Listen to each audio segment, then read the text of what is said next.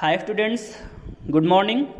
Today we will study 6th lesson of intermediate English poetry, La Belle Dame Sans Mercy, composed by a famous romantic era poet John Keats. Students, La Belle Dame Sans Mercy is a French title.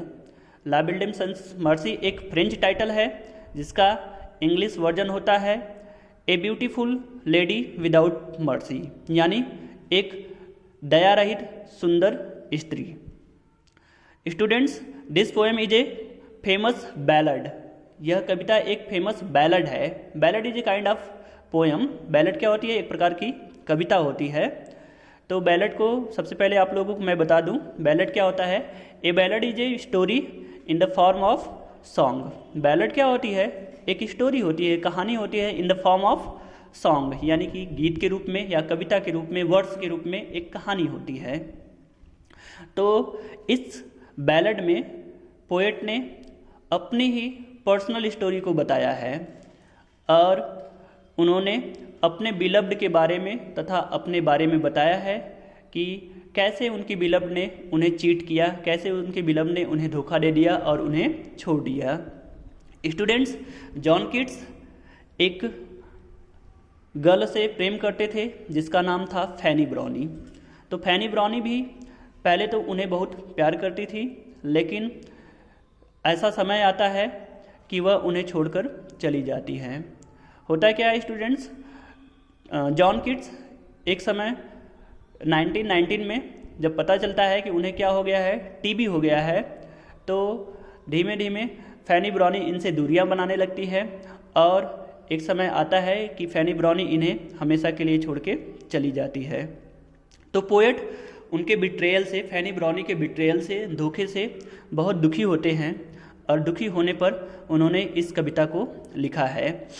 तो students, इस कविता में poet ने अपने आप को metaphorical रूप में रखा है, यानी जहाँ कहीं भी एक नाइट का वर्णन मिले तो आप लोग समझिएगा कि नाइट यहाँ पे पोएट ही है, और जहाँ कहीं भी फेरी की बात आए, परी की बात आए, तो आप लोग समझेंगे कि फेरी कोई और नहीं बल्कि पोएट की बिलव्ड फैनी ब्राउनी है. स्टूडेंट्स, यह पोएम 12 स्टेंजा में डिवाइड है. तो पहले फर्स्ट 3 स्टेंजा में पोएट से कोई व्यक्ति प्रश्न पूछता है, कोई अननोन व्यक्ति प्रश्न पूछता है, और अगले 9 स्टेंजा में पोएट क्या करते हैं, उसका उत्तर देते हैं.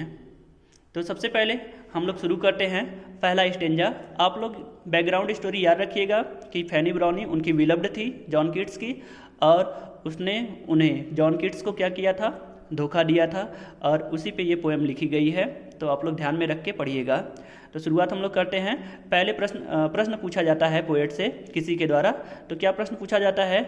O what can ail thee knight at arms, alone and palely loitering, the सेज has withered from the lake and no bird sings. तो पोएट क्या कहते हैं? O what can ail thee, अरे तुम्हें क्या एल है. एल का मतलब कष्ट. पोएट नहीं कहते हैं बल्कि कोई व्यक्ति पूछता है पोएट से, ओ what can ail the. Poet यहाँ पे नाइट के रूप में है, ये बात ध्यान रखिएगा. तो कोई व्यक्ति नाइट से पूछता है, O what can ail thee, अरे तुम्हें क्या कष्ट है. नाइट एट आर्म्स, शस्त्रों से सजे हुए योद्धा. नाइट एट आर्म्स का मतलब फुल्ली ड्रेसअप विद आर्म्स. तो पोएट या कोई व्यक्ति नाइट से पूछता है कि O what can ail thee knight at arms, अरे शस्त्रों से सजे हुए योद्धा तुम्हें क्या कष्ट है. अलोन, तुम अकेले हो. एंड फेलली, और तुम पीले पड़ गए हो. लॉइटरिंग, और तुम वांडर कर रहे हो, भटक रहे हो, यहाँ वहाँ भटक रहे हो. द सेज, सेज का मतलब ग्रास, हैज विदर्ड मतलब ड्राइड, सूख गई हैं. फ्रॉम द लेक, लेक यानी झील से. तो पोएट बताते हैं कि द सेज has withered from the lake, यानी कि झील की घासें भी क्या हो गई हैं, सूख गई हैं. एंड नो बर्ड सिंग्स, और कोई चिड़िया गाना गा नहीं रही है. यानी इस एटमॉस्फियर को देखकर लग रहा है कि वातावरण बाहर निकलने लायक नहीं है, फिर भी ये जो नाइट है ये यहाँ वहाँ भटक रहा है. इसीलिए उनसे प्रश्न पूछा जाता है कि तुम्हें क्या कष्ट है कि तुम इतने बेकार मौसम में तुम इतने विपरीत मौसम में बाहर क्यों टहल रहे हो। तो फिर आगे क्वेश्चन को बढ़ाया जाता है, क्या कहा जाता है, O what can ail thee, अरे तुम्हें क्या कष्ट है। Knight at arms, knight at arms में मतलब knight fully dress up with arms, यानी शस्त्रों से सजा हुआ या शस्त्र को धारण किया हुआ नाइट, योद्धा। सो हैगर्ड, तुम बहुत ज़्यादा हैगर्ड हो, हैगर्ड का मतलब टायर्ड, तुम बहुत ज़्यादा टायर्ड हो गए हो, बहुत ज़्यादा थक गए हो। एंड सो वाउ बिगैन, और तुम बहुत ज़्यादा वाउ बिगैन, वाउ बिगैन का मतलब सफरिंग विद सैडनेस, यानी सैडनेस से, दुख से एकदम सफरिंग कर रहे हो, तुम बहुत ज़्यादा थक गए हो। एंड सो वाउ बिगन, और तुम दुख से पीड़ित हो, तुम बहुत ज़्यादा दुखी हो। फिर आगे बताया जाता है the squirrels granary is full, the squirrel का मतलब गिलहरी, ग्रैनरी का मतलब स्टोर, भंडारण, इज फुल यानी कि गिलहरी ने अपना भंडारण पूरा कर लिया है, भर लिया है।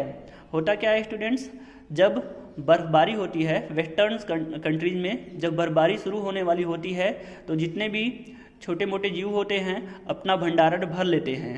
तो यही बात ये बताया जा रहा है कि स्क्वेरल यानी गिलहरी ने भी अपने भंडारण को भर लिया है।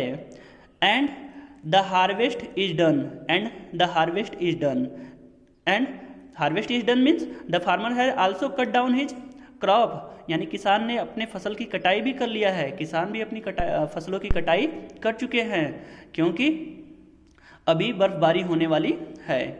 फिर उसके बाद पोएट आगे कहते हैं I see a lily on thy brow, I see a lily on thy brow, मैं तुम्हारे ब्रो पर यानी मैं तुम्हारे मत्थे पर क्या देखता हूँ, एक लिली देखता हूँ। लिली का मतलब कुमुदनी का फूल होता है, बट यहाँ कुमुदनी का फूल नहीं, वहाँ नाइट यानी योद्धा के माथे पर सफ़ेदी आ गई थी, चिंता से, दुख से क्या आ गई थी, सफ़ेदी आ गई थी, उसका चेहरा उड़ा हुआ था।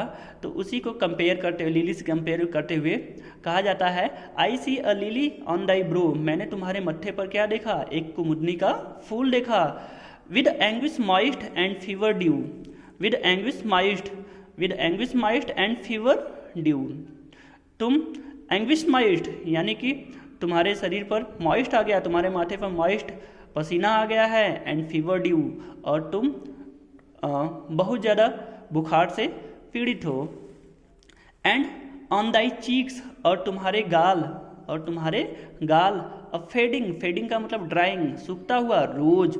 और पोएट क्या कहते हैं, मैंने तुम्हारे गाल पे सूखता हुआ गुलाब, फास्ट विदर टू, जो बड़ी तेज़ी से सूख रहा है। पोएट कहते हैं and on thy cheeks a fading rose fast wither too, और मैंने तुम्हारे गाल पर एक बड़े तेज़ी से यानी कि फास्ट विदर्ड, बड़ी तेज़ी से सूखता हुआ क्या देखा, गुलाब देखा। कहने का मतलब पोएट के नाइट के गाल की जो लालिमा थी, रेडनेस था, वो भी अब क्या हो गया है, बड़े तेज़ी से मुरझा रहा है। तो स्टूडेंट्स ये तो फर्स्ट पार्ट था यानी क्वेश्चनिंग वाला पार्ट था। इतने में पोएट नाइट से क्या करते हैं, क्वेश्चन करते हैं। अब अगले 9 स्टेंजा में वह उनका क्या करेंगे, आंसर देंगे, जिसे मैं अगले वीडियो में बताऊंगा।